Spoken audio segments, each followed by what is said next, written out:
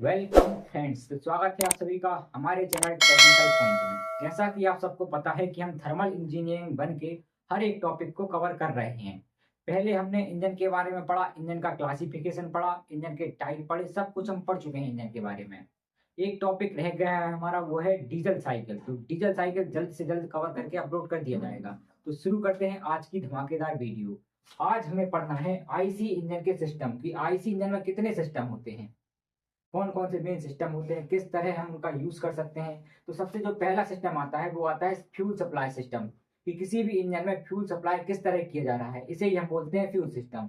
तो सबसे पहले का आता है हमारा fuel supply in diesel engine, कि डीजल इंजन में किस तरह से हमारा फ्यूल सप्लाई हो रहा है। इसका जो डायग्राम है, लाइन डायग्राम, वो बना हुआ है यहाँ पे। कौन कौन से यहाँ पे कंपोनेंट यूज किए हैं वो भी लिखे हुए हैं। सबसे पहला आता है हमारा कंपोनेंट, उसे बोलते हैं फ्यूल टैंक। फ्यूल टैंक का काम रहता है हमारे फ्यूल को स्टोर कर रखना, कि भाई जब ये स्टोर करेगा तभी तो हमारा फ्यूल जो है इंजन के अंदर सप्लाई होगा। फिर उसके बाद आती है हमारी क्या, ये पाइपलाइन। ये पाइपलाइन क्या करती है, इसके थ्रू हमारा जो फ्यूल है वो जाएगा कहाँ पे, हमारे सिलेंडर में।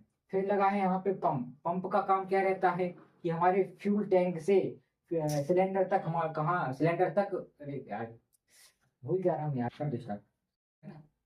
शोहरत तुम्हें घर गई।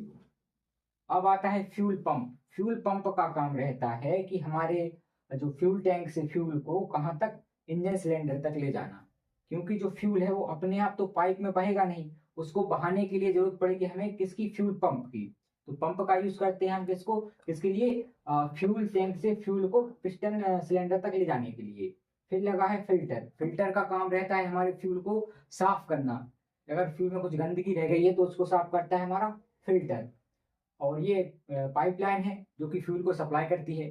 फिर इसके बाद आता है फ्यूल इंजेक्टर। फ्यूल इंजेक्टर क्या करता है कि जो हमारा डीजल इंजन रहता है उसमें डीजल को इंजेक्ट करता है, मतलब फ्यूल को इंजेक्ट करने का काम करता है। यहाँ पे सिलेंडर बना हुआ है। सिलेंडर तो आपको पता ही है क्या रहता है, इंजन का एक बेलनाकार भाग रहता है जिसमें पिस्टन पश्चात गति करता है। यहाँ पे आप देख सकते हैं कि डिलीवरी हो रही है एयर की, तो इनलेट वाल्व से क्या आता है, केवल डिलीवरी आती है। तो इस तरह का ये लाइन डायग्राम रहता है। अब इसकी थ्योरी पे आते हैं, एक एक पार्ट की थ्योरी को समझेंगे नेक्स्ट पेज पे। अभी हमने पढ़ा था लाइन डायग्राम किसका, डीजल इंजन में फ्यूल सप्लाई सिस्टम का, कि कौन कौन से कंपोनेंट होते हैं, वो कैसे वर्क करते हैं। तो अब उनकी जो थ्योरी रह गई है जो हमें एग्जाम में लिखना पड़ती है, अब वो थ्योरी के बारे में पढ़ेंगे। तो सबसे पहले आता है हमारा फ्यूल टैंक। फ्यूल टैंक का काम क्या रहता है कि हमारा जो डीजल है उसको स्टोर करके रखना। तो फ्यूल टैंक का कार्य फ्यूल को स्टोर करना होता है, इसी में डीजल संग्रहित होता है। डीजल क्या है, एक फ्यूल ही है। फिर इसके बाद आता है पंप। पंप क्या करता है, हाई प्रेशर पे हमारे डीजल को कंप्रेस करके भेजता है कहाँ पे, हमारे फ्यूल इंजेक्टर के पास, जिससे कि हाई प्रेशर पे जो फ्यूल इंजेक्टर है वो क्या करता है कि इंजेक्ट कर सके हमारे डीजल को, किसमें, इंजन सिलेंडर में।